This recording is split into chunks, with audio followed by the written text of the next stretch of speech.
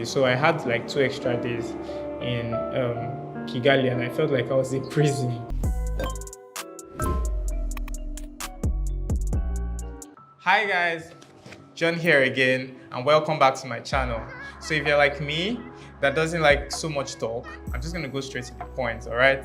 So the whole point of this video is to give you a very detailed, breakdown of everything that you might need to do or you might need to put in place before you go to Kigali, Rwanda, or Rwanda in general, right? So let's get straight into it.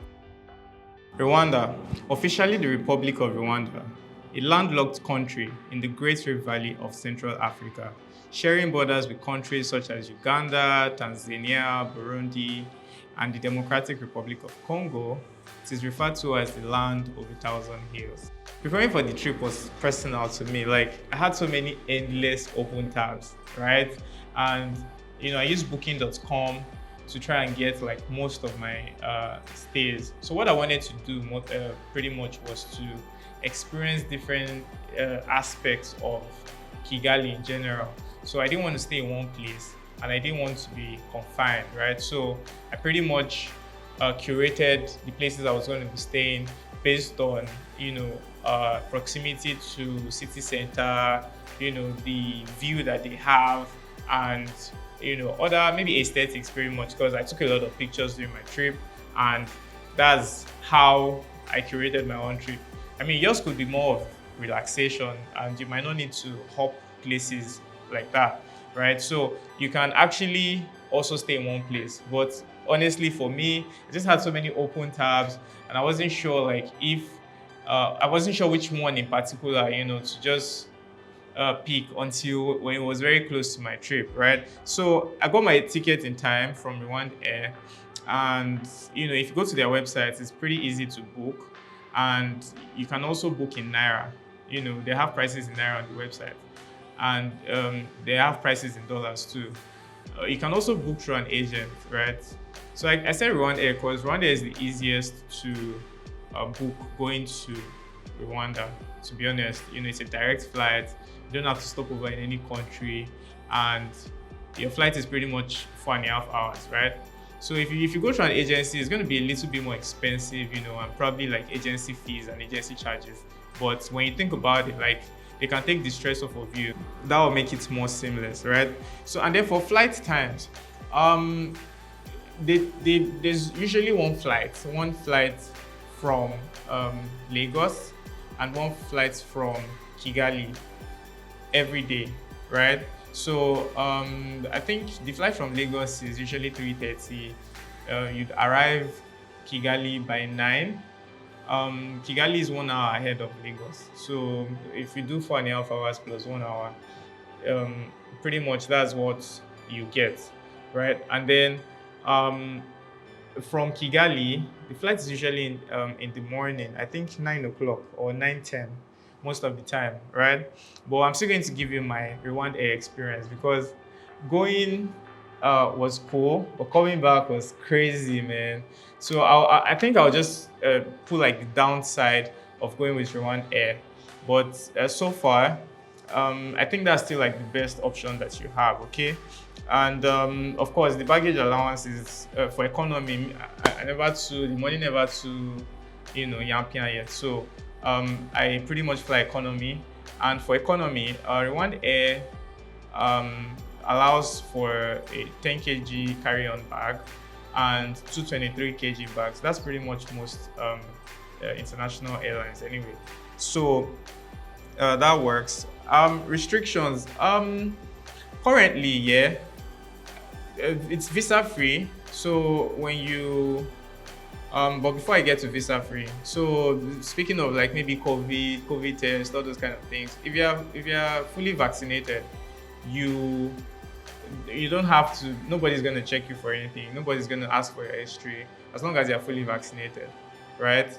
And for me, if you're not vaccinated, please get vaccinated. And if you're already vaccinated, this is your cue to go for a booster shot, because there's still a couple of countries, especially destination countries, that would require you to get a booster shot right, before you can get into their country. If not, you'll be subjected to tests. In fact, there are no restrictions in Kigali generally, but if you want to do their safari, you're still going to have to do like a COVID rapid test because they don't want you giving the animals COVID.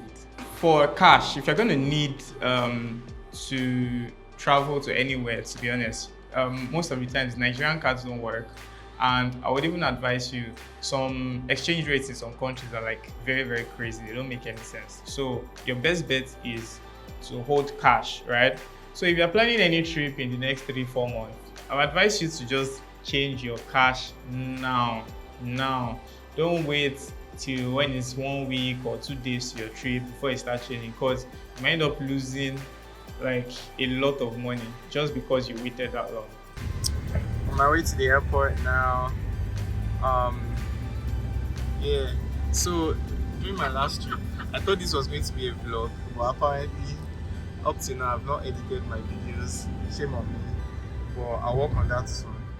For my departure, when it was time to go for my trip, the usual customs hassle, it wasn't actually stressful, to be honest, this time around, because there weren't a lot of people in the airport, and maybe because of the flight time, it wasn't like the conventional flight time for most airlines, right? So there were no queues.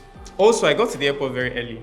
And I got to the airport very early because I have exclusive access to executive lounge or different executive lounges in MMIA. That's the international wing. Not only MMIA, to be honest, like the card that I have has access to over 800 executive lounges across the world. And that's if you want to have access to a card like that, you can open an account with this is not a sponsored post, by the way, but you can open an account to Access Bank, Union Bank, Providence Bank. So Access Bank card that will give you access is Access Signature. The Providence Bank card is Providence, the Platinum card, right? So if you already have accounts with this bank, you can actually talk to your account officer and ask them more about these cards, because they will help you a lot. There are also more advantages, but for the sake of this video, one major advantage that they have is they give you access to these lounges. And so, for example, if you have delayed flights or cancelled flights or whatnot, you get to stay in these lounges for as long as you can, or as long as you're allowed to. You have access to complimentary food, charging ports. It gives that all, luxurious vibe, as though you're traveling business class or first class or whatever, right? So yeah, that's why I got to the airport early. So there were no queues and customs didn't really hassle me. And then if you're traveling from Muritala Mohammed Airport, this is one very, very simple advice I'm going to give you. Carry a pen. Mbanu, carry a pen. Because, so there's this immigration form that you have to fill, when you get your booking, when you check in, right? And that immigration form, you're not going to see biro anywhere except with like the staff of the airport. And you know what that means? When you borrow biro or something, these guys will start expecting you to tip them. And you're not going to want to tip them 200 naira, or it's probably going to be maybe 1,000 naira, or so it means you literally bought that pen for 1,000 naira just to borrow it. Do you get? So I'll advise you to always like carry a pen with you. Maybe you can put it in your carry-on or like your pocket or something. The in-flight experience on Rwanda Air, I was in economy, so of course I don't think there was anything much, but it wasn't bad because I think I liked their customer service. So they prioritized like the comfort of their passengers. So there was food, and then there was more food, and then they kept coming, and I'm like, this is just a 4 hours flight. Why is there so much food? So we just touched down Rwanda, Kigali, and this is the amazing airport. And it was raining, or I think it just finished raining. Gosh, cold, man. Cold.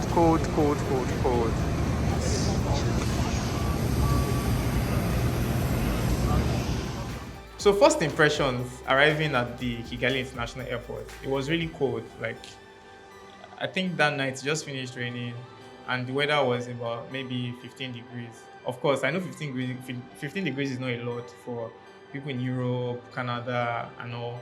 But I mean I didn't pack any outfits for that kind of weather. So it was I was really cold and the flight was the connecting flight for like a lot of people, right? So we that actually went into Kigali were not a lot. And Kigali is visa on arrival. So going through immigrations, everything, it was just very smooth and easy. The only thing that immigration requires of you, right, is your itinerary and your booking details. So they want to know where you're staying, they want to know the address, they want to write it down, and they just want to keep track of who is entering their country and where that person is going to be per time, right? So that's pretty much what they require of you. And honestly, from the airplane to getting out of the airport was like maybe 12 minutes or 15 minutes max. I think the 15 minutes was even because I was waiting for my luggage, right? So after that, first thing I did was to get a SIM card. So I think there was a promo going on at the time. So a SIM card plus 16 gig of data was like, I think $21, right? My tour guy was already waiting at the airport. So we are now waiting at the hotel or the Airbnb. We have amazing tour guides. I'll introduce them to you later.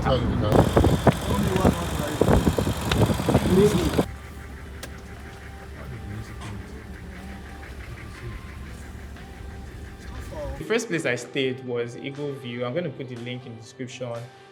Eagle View Lodge. These guys have one of the best views in the entire Kigali.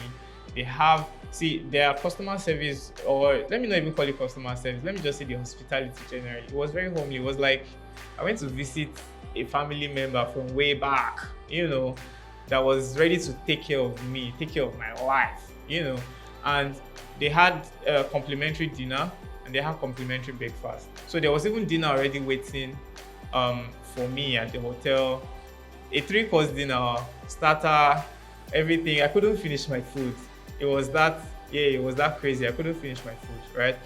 And the next morning, the breakfast too was like crazy, very, very homely. So I'm going to recommend these guys any day, anytime. Very, very lovely folks, right? Another thing you might want to do, like arriving Rwanda generally, is to change your money to local currency.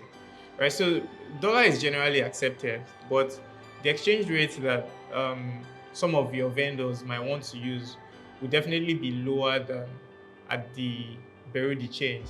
So, for example, I changed $1 to 1,024 Rwandese francs, and there was a restaurant I went to at the time, and I wanted to pay in dollars, and they were saying that $1 was 950. So I felt like I was, shortchanged at that time. I mean, if I had their own currency, I don't think they would have done that to me, or I don't think they would have had any issues with that. They would have just collected their currency jelly. The chances of you finding a bureau de change is very low, especially if you're not in city center. So the second apartment I stayed wasn't very great. It was, how do I put it? Like it was fair, but it wasn't what they advertised on their page. So I didn't like it. I had to cancel.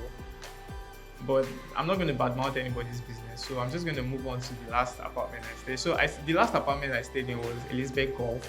Elizabeth Gulf had a more modern vibe.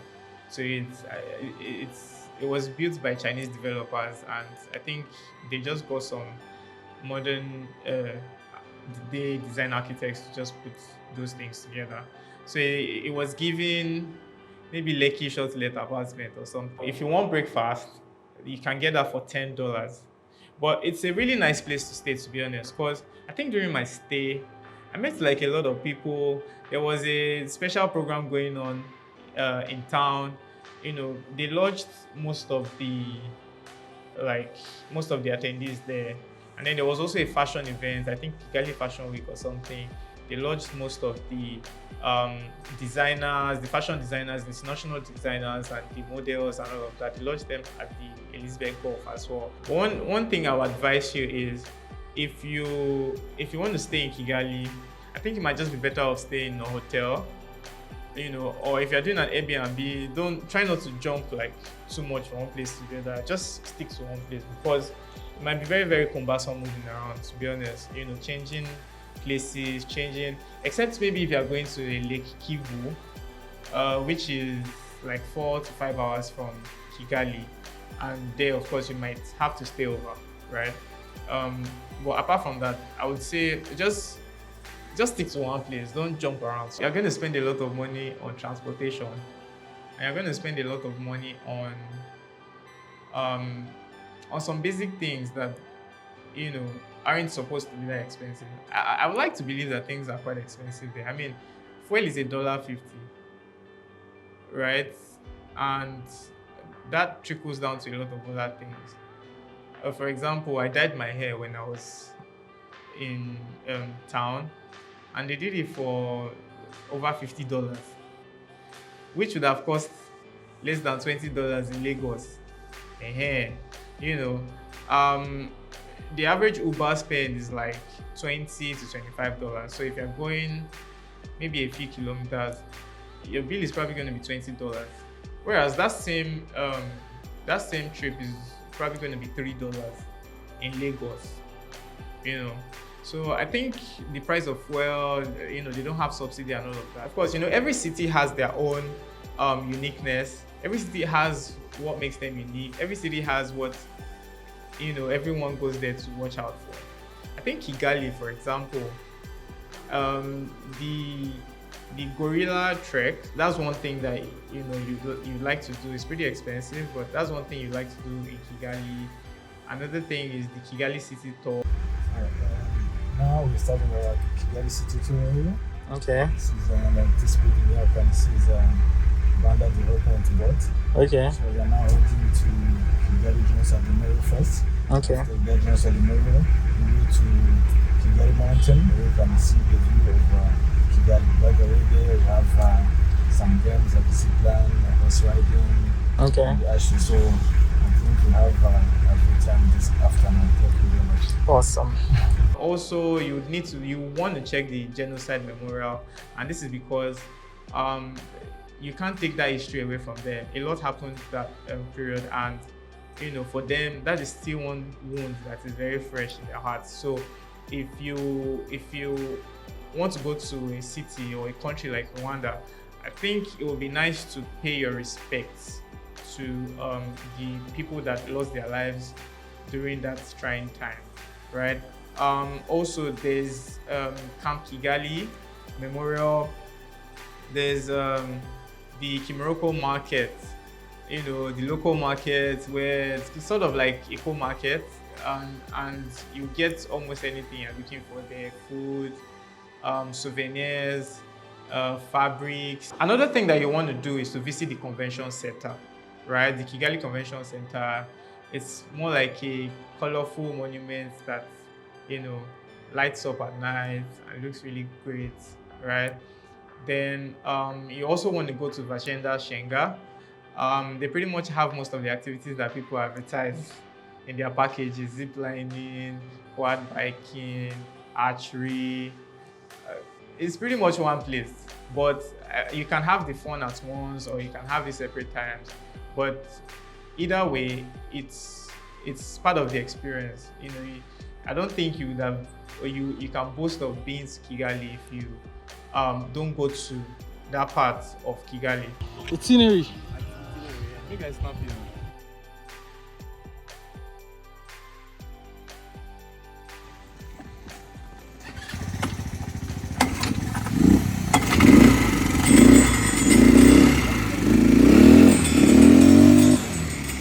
You should actually go on a motorbike in Kigali, trust me. The feeling is nice. I didn't get to do the safari, but you get to see the giraffes, the elephants, all of that. But so that safari, you'd have to get a COVID test done. and they have to be sure that you don't have COVID. I feel like there are some things that you should know about Kigali, like maybe like do's and don'ts, or just general practice, things that you should know and get used to. So number one, don't carry plastic bags. Don't carry plastic bags. You can get arrested for carrying plastic bags or get a fine. When it was time to leave Kigali, my flight was cancelled, and that was quite a sad experience for me because my mind had already signed out of the country, right? And what that did for me was I became really bitter, I became really sad. But imagine I was lodged at a hotel with complimentary breakfast, lunch, and dinner, and I still wasn't happy. I didn't even eat, right? Although there were other things going on in my life at the time. Like, primarily, it was that, like, I think, and it didn't come with any explanation, you know? So, what I suspected at the end of the day was that there weren't enough people traveling back to Nigeria from Kigali. So, they wanted to compile us together, so they kept postponing. They postponed twice actually, so I had like 2 extra days in Kigali, and I felt like I was in prison. You know, Kigali is a wonderful place, arguably one of the cleanest cities and peaceful cities in Africa. So I think I'll give it a thumbs up, and yeah, I mean, explore. See you in the next video. Don't forget to like, subscribe.